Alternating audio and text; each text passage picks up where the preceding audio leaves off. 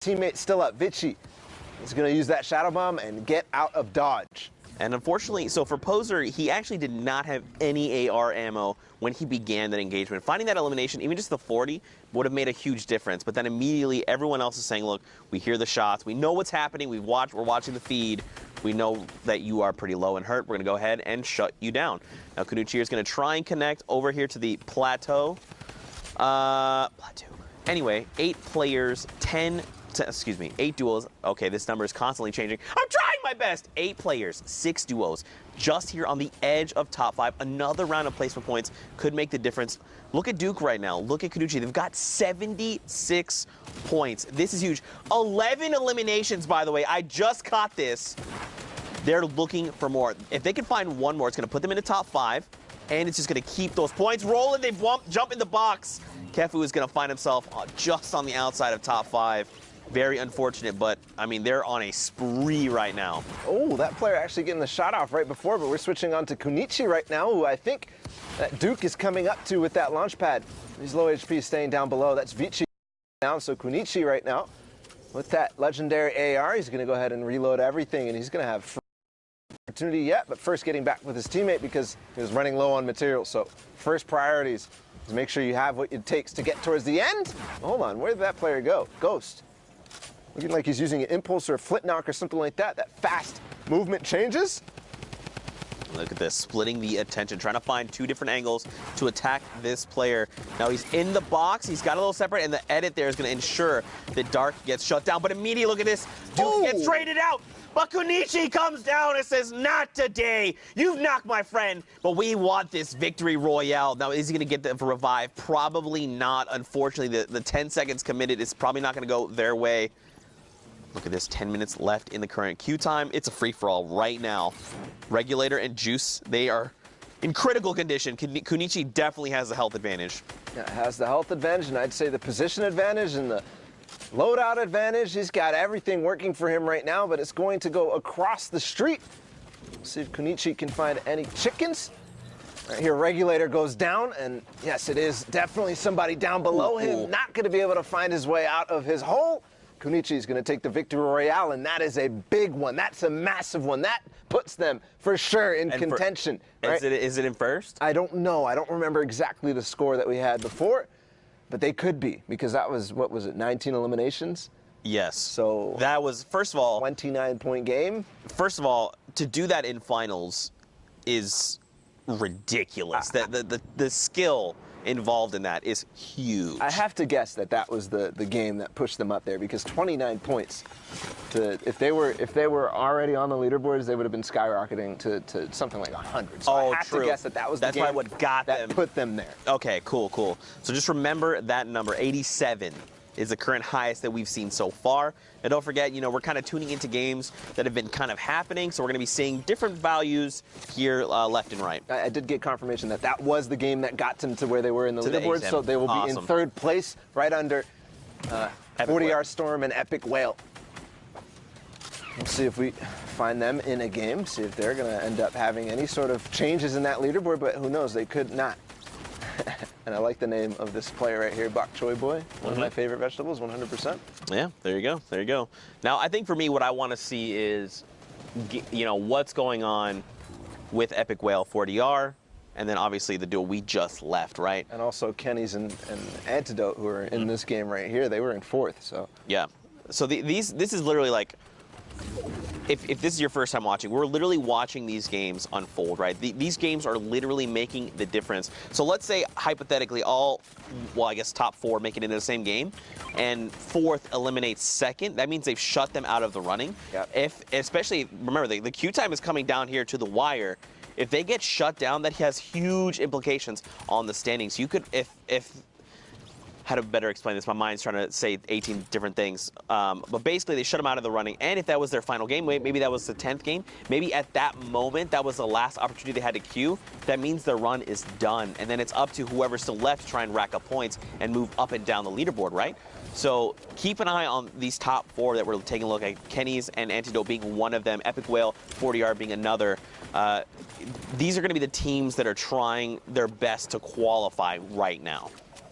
guys that are in the running, but of course, don't forget anybody could, have the performance that we just saw. The what was it, 29? The 29-point game that we just saw. Yeah, that could push you up there, and all of a sudden we're focusing on you too.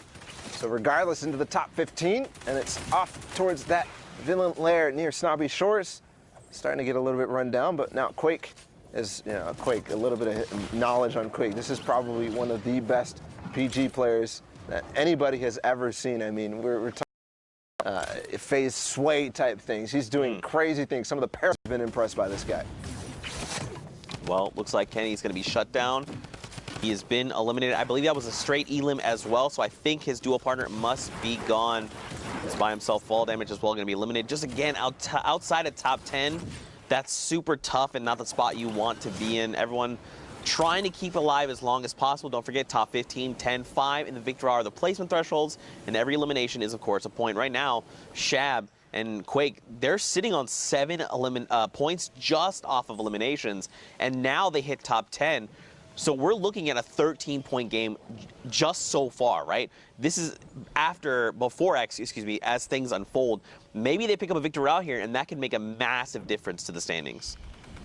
Could make a massive difference to the standings as all these players doing their best base jump off of Villain Lair right now. Moving back towards Snobby Short. Got 2 circles to go here.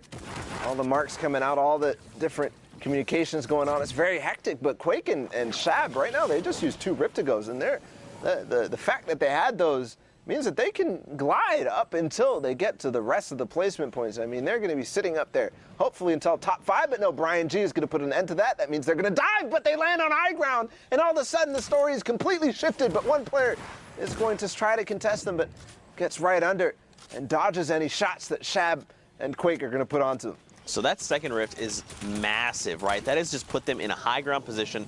They've got the vantage point. Someone else looks to contest. Blues just gets blown up. He did not have a chance at all, and that elimination puts them into top 5. Another round of placement points. So now look, you got Quakies who's going to try and just keep there with Shabs. ADR we saw him earlier try and contest. 5 minutes left on queue times. I feel my stress levels going up. I feel it. Hey, you're not even playing. All you're doing is watching.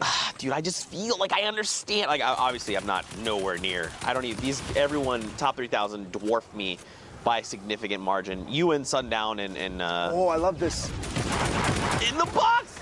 The Shadow plays Tiki. So let me explain a little bit about the movement there. Obviously, Tiki did not realize that ADR was in his box, but if he did, ADR was strafing to the right, which is taking advantage of the camera position and your model and making it so that it's so hard to track you. When you're in that shadow form, you're already hard to see, but going right up into the box, that's Brian G who goes down, and ADR making his way up. It's Shab and Quake. We know where they were, but here comes the launch pad. He's got to stay in zone. I don't think he has a chance here. No.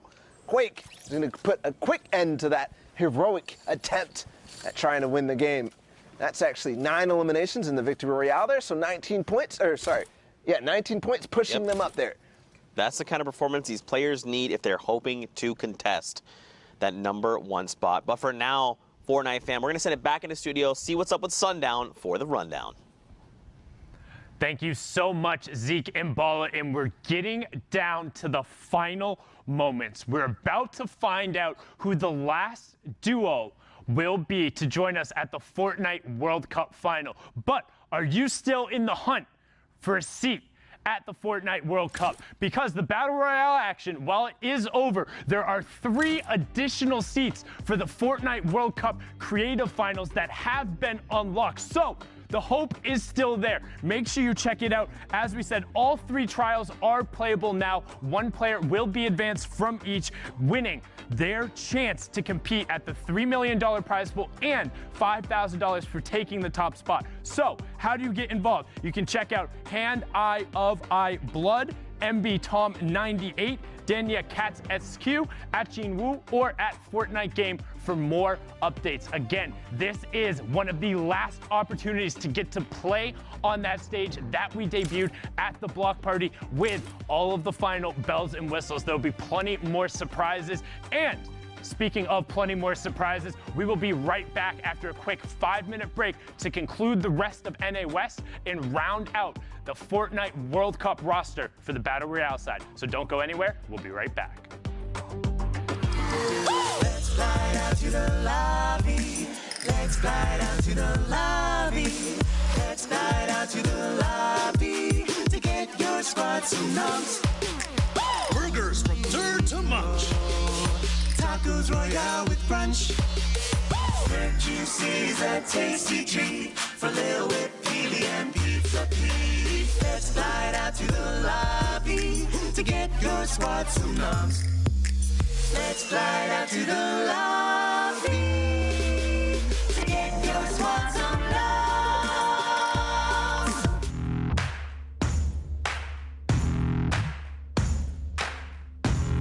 Thank you so much, everyone, here in the Forum in LA. Ladies and gentlemen, this is the Creative Showdown. How you feeling today?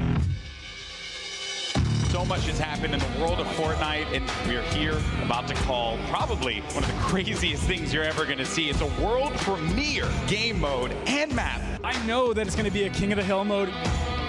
Forum, make some noise. That's what I'm talking about. Here we go. The first match. Jordan Fisher, He's Courage, in the corner. Brute. They're going to win the game. This is it. And they pick it up.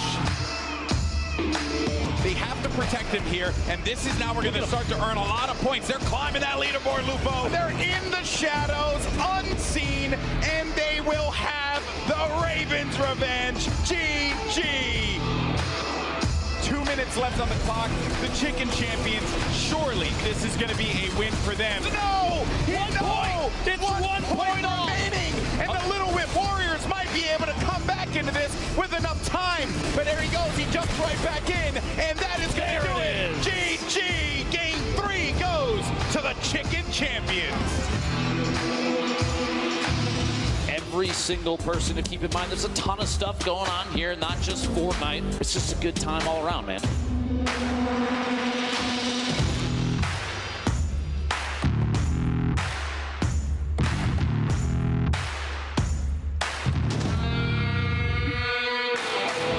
Look at him, just dancing it out, sitting inside the control point, 6 minutes remaining, but it's not even gonna matter. That's a victory royale. Game 4 goes to the Fish Fam.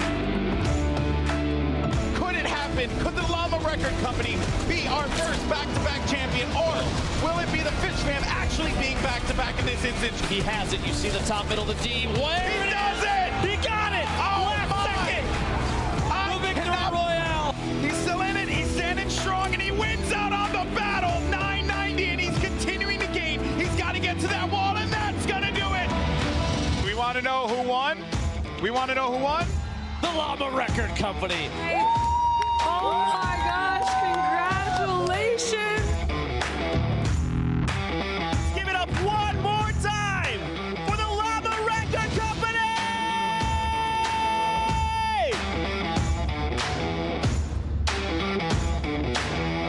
Thank you guys for hanging out with us. We'll see you guys on the battle bus.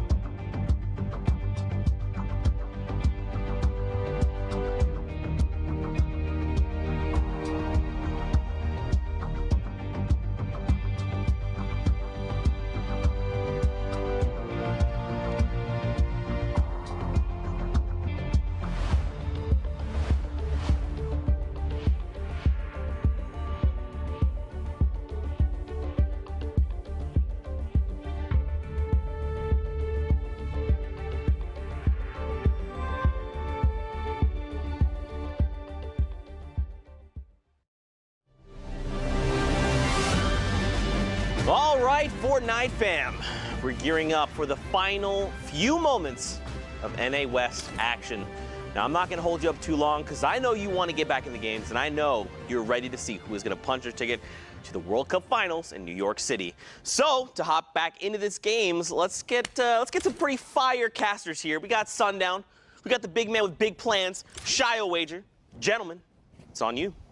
Thank you so much, Zeke. Yes, I'm here with Shai, and we're going to take you through the final games of not only NA West, but the entirety of the Fortnite World Cup Online Open qualifiers. It's been 10 long weeks, and we're going to get our last duo right here in the next 30 minutes. It's a fight for the top, a lot of points up, very small margins between who can qualify, so we'll see who pops off. Let's get straight into the games. Let's get into those matches and see what they have left. These are going to be the moments that define a duo. Who will come up clutch? Who can do it?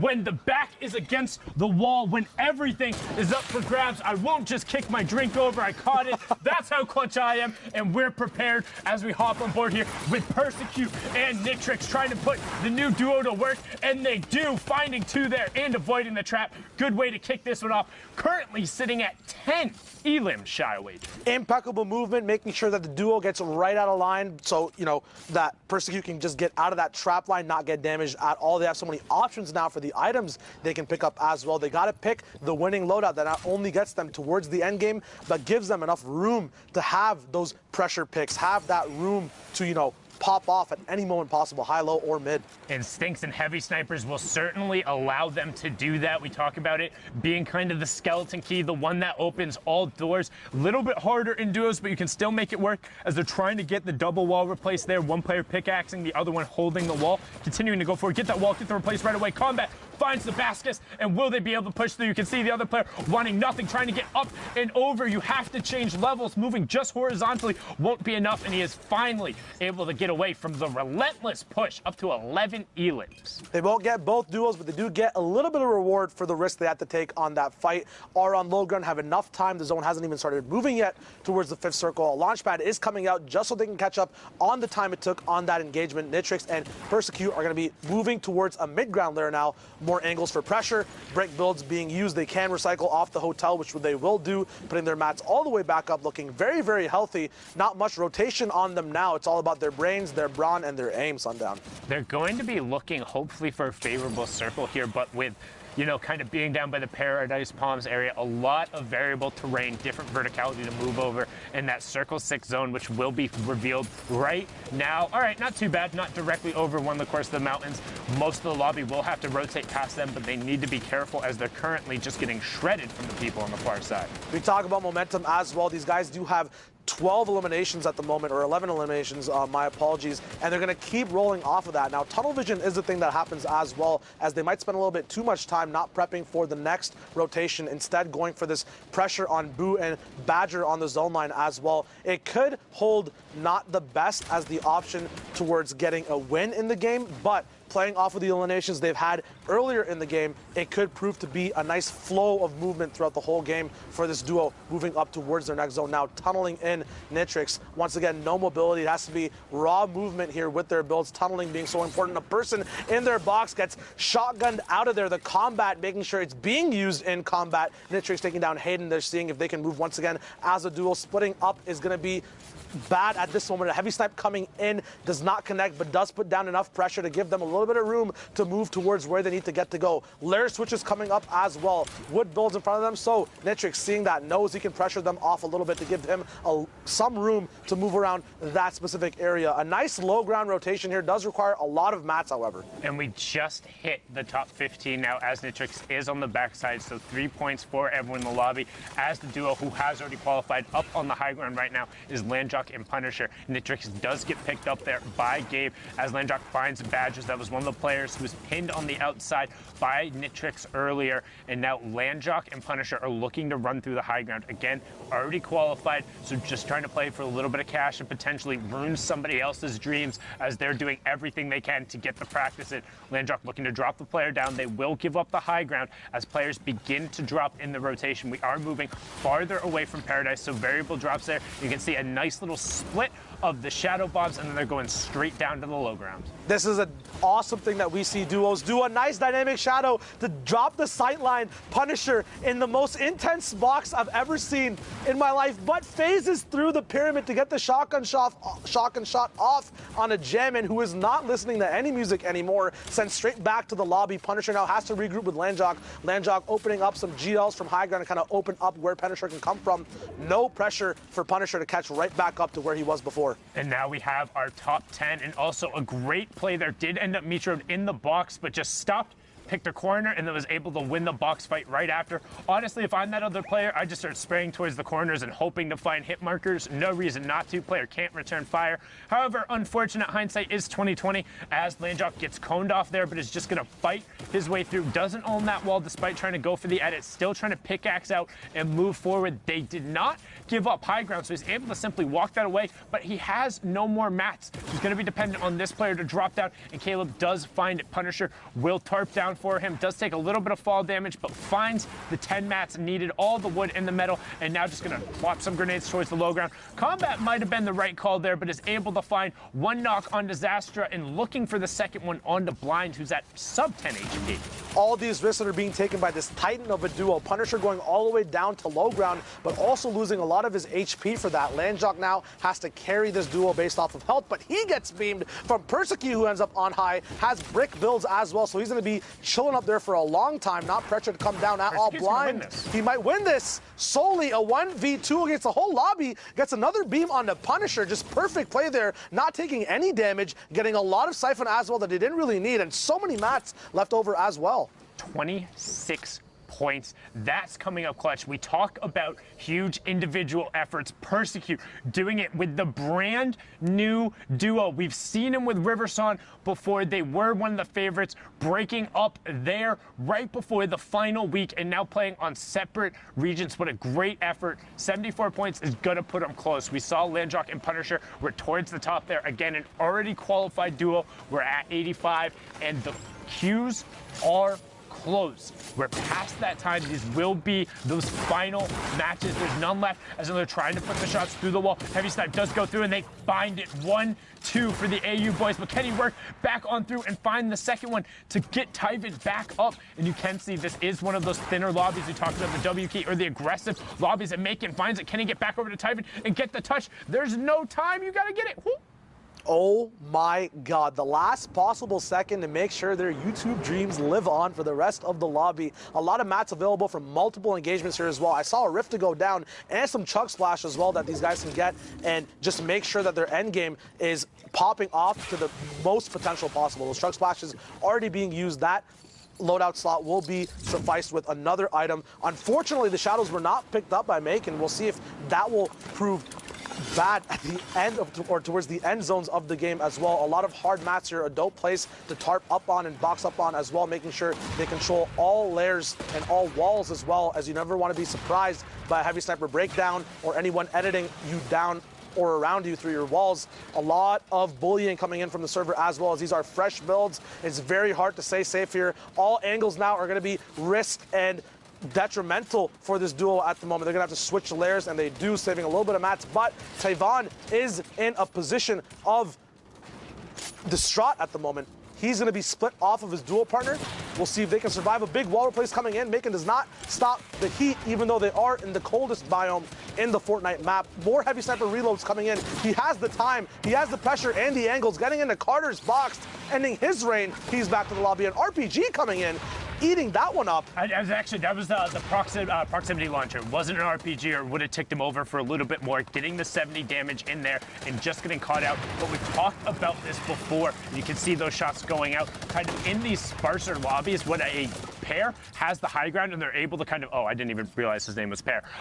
When a duo like Prolo and Pair have the high ground, they're able to look down. You get that much more control. There's no chaos. You don't have to worry about covering your top or someone going to challenge, because you can see it from a mile away. There's only so many other duos out there looking for top 5 right now. Rifts go up, and there we have it.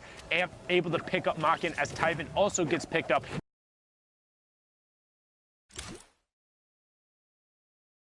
For this guy in this combat shotgun follow-up As the default Jamal skin is close to being eliminated, he's down now too. All these duels getting knocked over. It's only the 6th zone, only 4 duels left as well. We talk about these different games. Pair finally going down in the Storm. Incorrect edits or block-offs by Fruve. Billy's down as well as his zone starts to teeter downwards on layers. The Mountain now running out. Amp in a box with many traps. Not sure which is going to rift out of it. Fruve finally going down. It's a 1v1 Sundown. He needs to get down and touch his feet immediately. The other player is still up on the high ground, but the zone is moving away from that mountain, so Amp has the advantage. It's Moni up on the high ground. Shadow Bomb does go out. In terms of effective HP, Moni has a little bit of it. He also will have to pay 64 points to 61. Moni going to pop the Shadow Bomb again and try and go skyward, but they're moving back away from the zone. Moni does have the builds to challenge, but instead it's just going to opt to play the low ground. As long as he has a Tart there, he should be fine, because Moni will force Amp to waterfall down, which is what he does. One Tarp above, Moni in your top right, Amp in your bottom right. You can see the action on the wide. Amp looking for the edit peak as Moni begins to tarp out and go around. Sideways ramps on, flips it back, and now is just hanging out.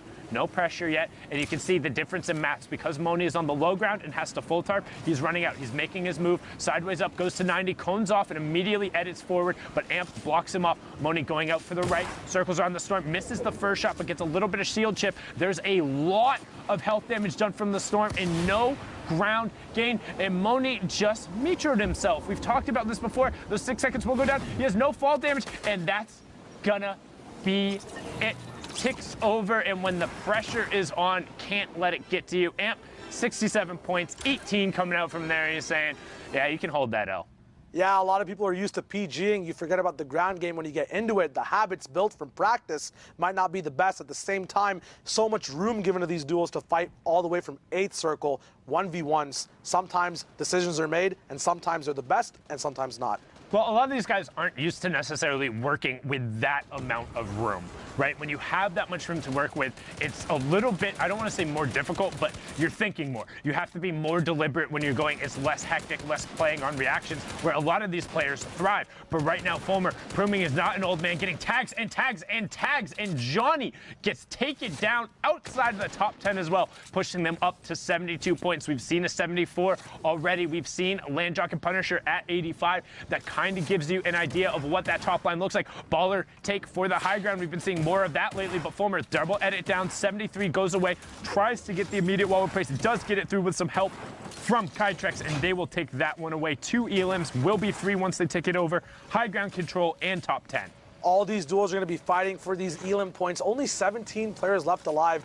Sundown, you said that it was a little bit harder or different for duos to adapt to this space when there's so much more room. The big thing as well, there's so many game plans people practice with these end game Discord servers where you're used to seeing a lot of people on mid tarps that you can punish. But in these situations, you kind of have to hound for those ELMs yourself. So we'll see if that's possible with these players, if they can get towards those positions. But they are very unorthodox and might be a little bit too daunting or frightening at the moment. And the big question is, how much can you get away with in this circumstance, right? Because if there's 40 people in this lobby right now, you have to full tunnel everywhere. You have to be using all the mats, but how much can you cover yourself? Do you always have to be double tarping as this player does disengage, or can you get away with just throwing a single roof above your head because the players don't have an angle? Right now, Boss Baby and Ramos getting a ton of room to go aggro, but getting it turned around on them. They are able to pick up tough X1, but they need Ramos to disengage over box, will reset the walls around him, and make sure they get the quick revive.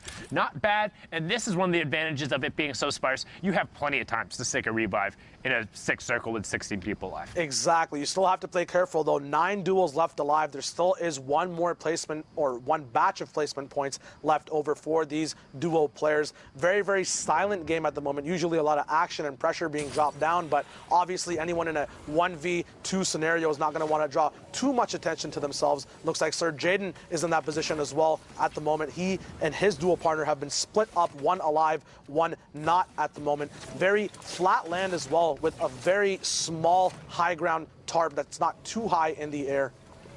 Yeah, just trying to hang out on the far side right now. He is one of 2 solo riders, everyone else having a buddy, but just looking to hang out and being conspicuous. Wants to make top 5, wants 2 more points, just trying to wait it out. But that's pretty much everyone else in the lobby as well, doing everything they can. You see Hannah and Carly over there of Gen G. Shout outs to those ladies. They are absolutely nuts. We're able to put up, I believe it was near a top 25 or top 30 performance yesterday, but absolutely been popping off there. Good to see them in this endgame now as Tyler and Jace are on the high ground trying to make the rotation. Tyler does end up getting picked up by Exotic on the backside, and now Jace is going to be that solo rider. Combat, Flint Knock, 2 big pots, and the chug splashes. So plenty to work with as he starts layering down shots, checks his high ground, finds the one, and then knocks down the player, secures his high ground. There is one in the box. He puts the turret down so the player can't put a cone. That might have been 200 IQ. Think he might have been going for a spike drop. Can't quite see what his inventory is there, but needs to catch up to the zone. You saw him considering using the Flint Knock.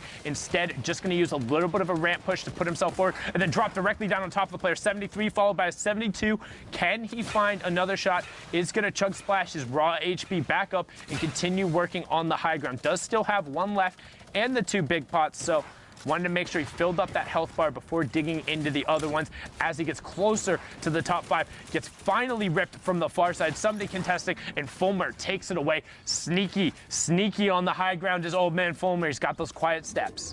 He's got the quiet steps, but he has that loud beam as he's going to now punish everyone else in the lobby below him. Kytrex is also up right now. No dinosaur there, though. He's going to be very adept at seeing who is where and punishing properly anyone who's not building like Eclipse, who gets beamed from the storm. 1 HP at the moment. And I'm also pretty sure Kytrex is relatively younger, so a little bit of a play on there for Dino Kytrex as we now get closer to that top 5, and we have it there as the players trying to get out, but again, locked in the box in the shadow form, and unfortunately gets ticked over, but Eclipse, no points going through there. Kytrex and Fulmer will be able to run this out, and we're on 74 before those points came through, getting another Elim there, pushing him over with the placement point. 77 is the highest score we've seen so far. Will it be enough? The victory rail and the Elim will push them all the way up to 81. 16 points from Kytrex and Fulmer. Very, very smart decisions there as well to focus the exact same person making the shadow bombed individual run away and split up that low ground tarp that was already being established. Easy pickups from them. We'll see if it's enough once the leaderboards get updated.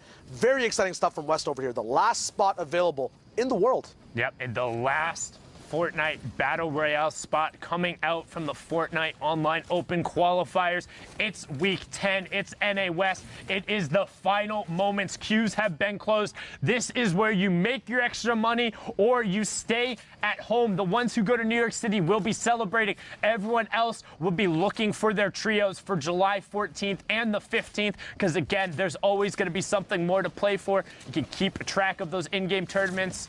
Got those coming up as well. I mean, I'm excited for that. I've been a big fan of all the trios. Love the trio one-day mode. And I think, like, in terms of the map size, it ends up being where you get some kind of mid and early game contestants, but really, if you want to spread out the map and just loot, you can. So excited to see where that is. But right now, we're in the duos action, the final of it. We got Smoke Notch and Biles on board.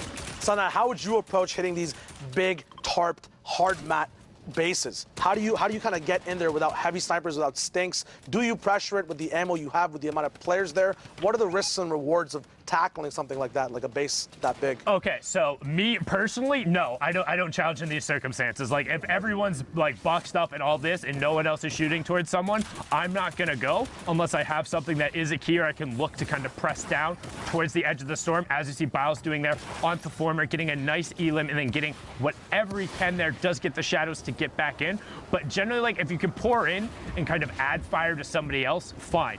If you're like don't necessarily have a heavy snipe or stinks or supposed to force actions, I prefer to be reactive. But if you do have 2 players with enough medium ammo, you can start pouring bullets into someone. It's just all about selection, right? So pick towards the backside of the storm. Pick someone who is very obvious, because you want other players to join in on your shots, right? Exactly. You need to have that balance of risk versus reward. Talking about reward, Epic Whale and his duo 4DR Storm at 93 points. The stars to qualify this week. Epic Whale could double qualify as well. Once again, we saw Calc and Macwood, recent duos who just switched up and then qualified on NA East servers. Right now, we have a recent duo that just started playing together as well, as Epic Whale did play with Silmat before, but is trying something new for week 10. And 4DR Storm qualified for the solos side. Epic Whale did as well. Decided to put it together, but Edgy and Centered are trying to do everything they can to deny that right now on the high ground, only sitting on 60 points, so they're not going to be happy about that, but they're going to look to take away everything they can. They want to run it out as they knock down another player, pushing themselves closer to the top 15, trying to do everything they can. Rift into the sky, but he gets ticked over by Boop. Edgy will get the tick over afterwards, but unfortunately is not going to count as both of them have been taken down. That will be the last of their run as 4DR Storm and Epic Whale are up on the high ground. 4DR Storm, max HP and a bush. You can't get more protected than that unless you have a ball, and they're looking skyward, trying to get even more points right now. They're sitting on 3 elims, trying to get to the top 15. They are so close, and they want every little bit, every bit of padding makes you that much more secure as you go in, because the final spot is on the line. PK goes down, Kanuchi goes down. Nobody wants to be that last team full converted on in the last game. The rocket launcher goes out, and it is just chaos right now.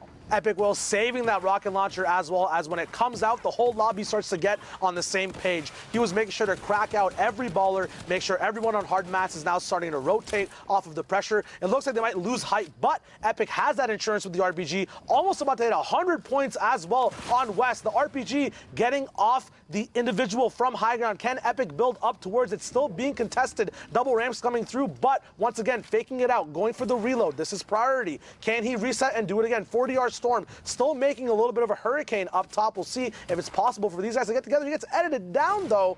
Epic Will with another RPG up top. The combat follow through in the same box. Double traps come down. Epic does get hit, but comes out victorious as now they control height. The zone is very small. 9th circle at the moment. And the Siphon being the difference there. The trap did go off, but the Siphon made sure he was able to stay up. Good rotation coming out, and they got top 5 as well. They are on a run. We've seen them gain 12 points from placement and from the elims. They want to close this out. They want to be going. Cloud and Kazooie just below them. Cortex, Instinct, and Outor also in the map. Outor gets down as it's all about the elims and the victory royale. Storm and Whale are going to block off the rest of the lobby as we're going up. Just a slight change in incline. Sometimes all it is one mat difference. It's a 2v2. Whale goes down, but Storm is the only one not in the storm. He's holding the safe zone. The down goes through. It converts. 8 elims. Victory royale. 18 points. 110. Storm and Epic Whale. The question is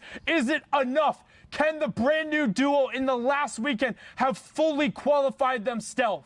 Epic Whale on the scene in the West, rising up as one of the best, in 4DR Storm, the player who took the Fortnite world by storm at Ninja Vegas originally, took that stage as a 14-year-old, now back here dominating the Fortnite World Cup on the back half. But look at the names in this lobby. Look how stacked it is. Players are trying to challenge, and we have Falconer and Arkham, the already qualified duo, as well as Sean and Aiden towards there. These are the best of the best. Arkham sitting at 105 himself, but they have already qualified. We're going to see if anybody can push and challenge towards that line that we just saw raised. I mean, the bar is set so high right now, Shy.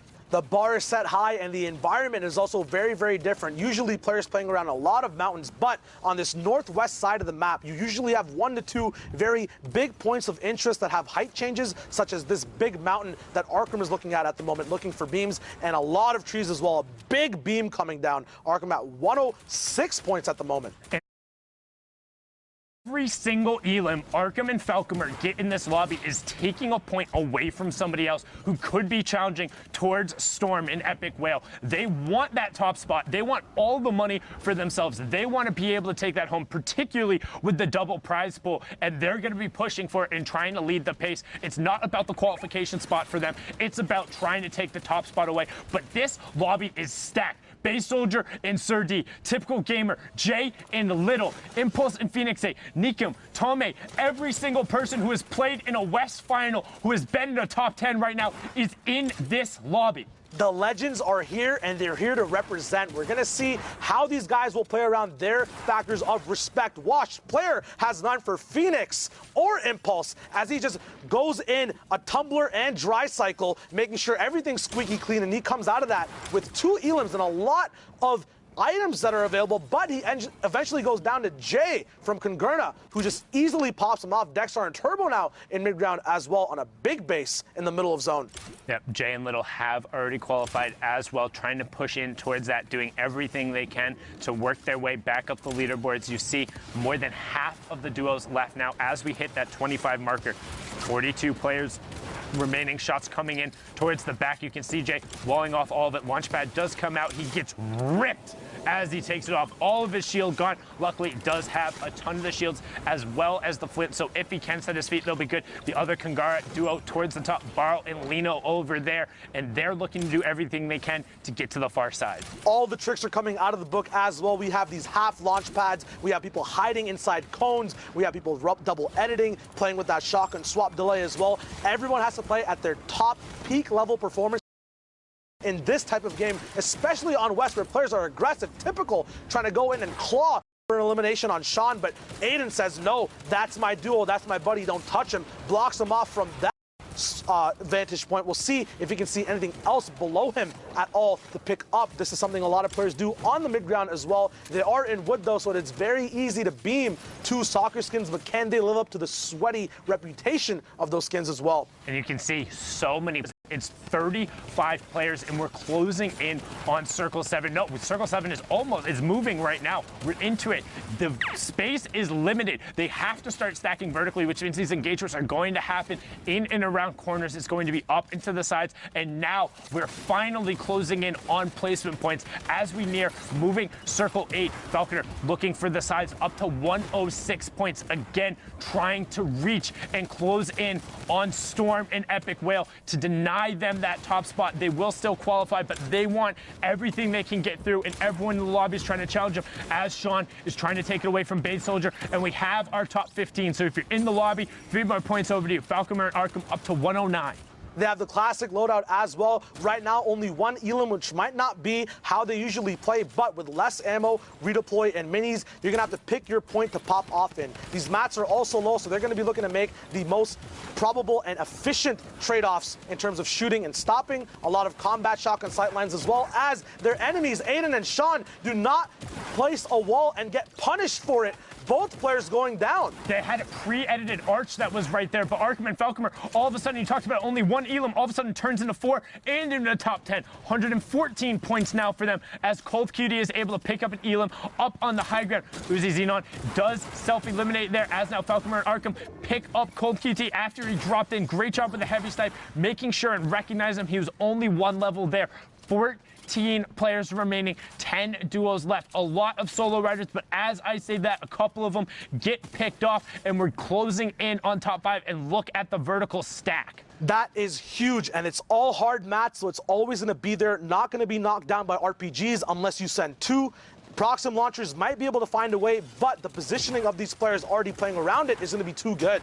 And these are the final moments. This is the very last game. Can Falconer and Arkham take away the top spot? It looks like they've done it in terms of the Elim. So can anybody catch Epic Whale in Storm as Arkham now works down? That's top 5 with that Elim. So Code Kicks does end up getting his. Arkham checking his sides there. They want the top spot. 2v2, v1, but Falconer gets picked off. Arkham has no build, so what does he do? Drops down, finds the low ground, and finds a little bit of space. Looking to drop the player down, and he gets it. That's Tomei taken away. Avoids the trap, finds another player. 1, misses the shot. It's FLX finding the conversion there. Xenon is still down, up to 79 points. Wants to work his way as far up. It's a 2v1. Flint does come in. Flix gets the 1. Can he 1v2? Jay and Little, the already qualified pair. This is for all the bragging rights. Potentially a bigger payday. Trying to do everything he can. Does have the siphon coming through. Now he just needs to be aware that Chunk Splash is coning himself off. Has it. Misses the first shot. Reload does come through. They're both standing up. They can't fire. Can he find it? No! It is Little, the player from Congarna, the World Cup qualified, able to take it away. 3 eliminations for him. 3 for Jay. Victory Royale. That is it. The final match of the Fortnite World Cup Online Open qualifiers. Thank you so much, everyone. I'm Sundown, was joined here by Shao Wager, and we're going to throw it back into the studio to Zekemus Prime. Zeke, what you got, baby? Love it. Never mind. Anyway, guys, thank you so much. This has been an incredible ride so far. Now, I know what you're thinking. Zeke, We got to know who's going to the finals. We've got one qualifying spot. Well, I'm going to tell you right after this 10-minute break. Gotcha! See you in 10. Let's fly down to the lobby. Let's fly down to the lobby. Let's fly down to the lobby to get your squad some numbs. Burgers from dirt to munch. Tacos Royale with brunch. Red Juicy's a tasty treat for Lil Whip, Peely, and Pizza Pete. Let's fly out to the lobby to get your squad some numbs. Let's fly out to the lobby to get your squad some numbs.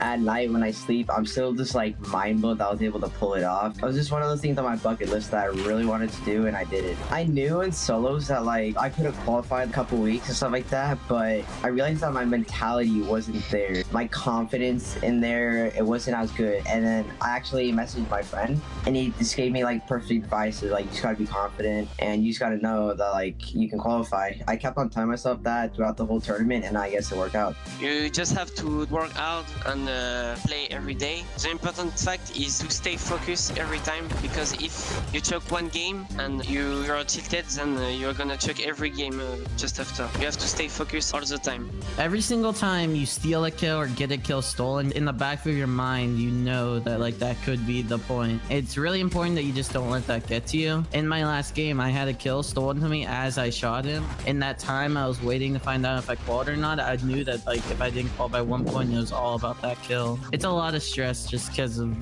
just how close it is every single week. I would look at other players and see how they would qualify, what was working for them, and then I would kind of like implement that into my gameplay as well, and it helped me improve. At first, what I noticed was I wasn't getting enough kills playing really safe like that, so I would put myself in the middle of everybody and then just like turn around and start shooting them as they're rotating from storm and stuff like that. Probably the best two things to do is practice creative and get the mechanics going, and then also like VOD review and look at your mistakes, because when I went into week 7 of solos, I was pretty nervous and I messed up like 2 games, and then I started to tilt and I played terribly, and I looked back at like what I did wrong, and then I came into week 9 just feeling pretty casual. I knew what I had to do and not tilt again, and it worked out for me really well.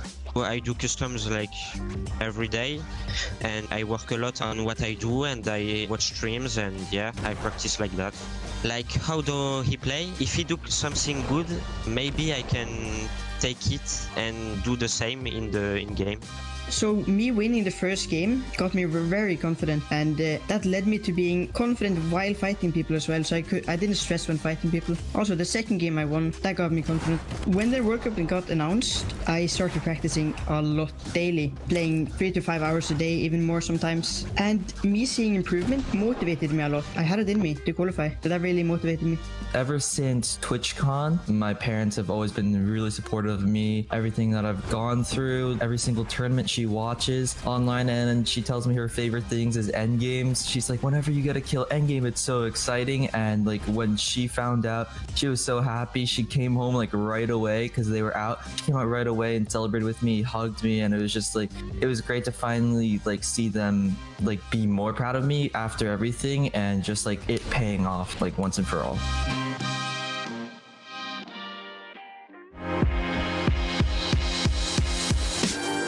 All right, Fortnite fam, we're here for week 9 of the Fortnite World Cup Online Open qualifiers. And just like this Cuddle team leader, we are very excited to be here. The final week of solo competition. Hopefully these players can take a bite out of the competition and really keep it top notch. Codename Elf. Guys, are you ready for week 9, the finals day? Ready for week 9, baby. Man, I just had a whole bag of cookies. A whole bag of cookies. He's the yes man. I'm so happy I don't have to be near Zeke for much longer.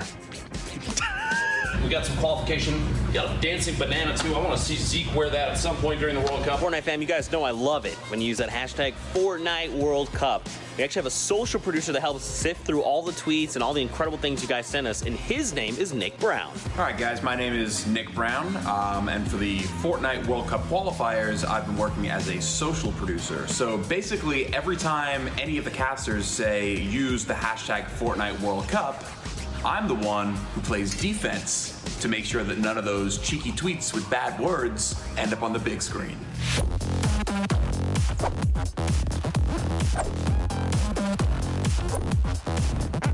All right, Courage, let's go to the kitchen. Let's get ourselves some food. What we got? Some garlic bread. Is that chicken parmesan? Oh my God, it's chicken parm! Yes! You okay?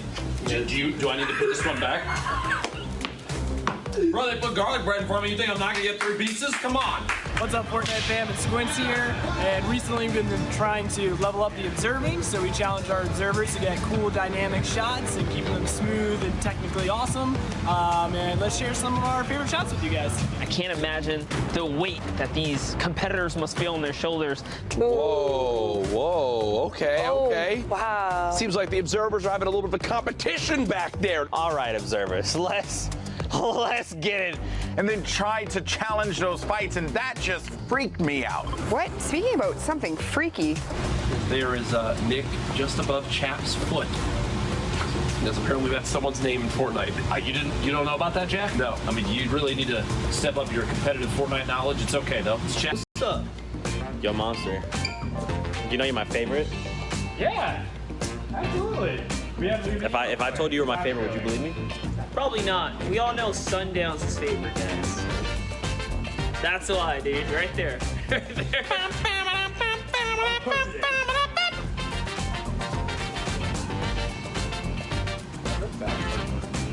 What? Dude, it messes me up. You know, a lot of people ask me what the best part about replay is. It's got to be working next to GFX Becca. People ask me all the time what the best part about being a graphics operator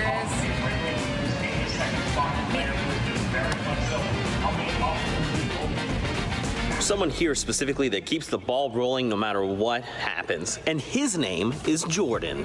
What's up, Fortnite fam? My name's Jordan, and I am the production manager on the Fortnite World Cup Online Open. My job includes making sure the production happens smoothly, handling staffing, catering, any technical issues that may arise, making sure everyone else is doing their job. He's really good at stuff. We're on a break, and Jeff is going for the high score.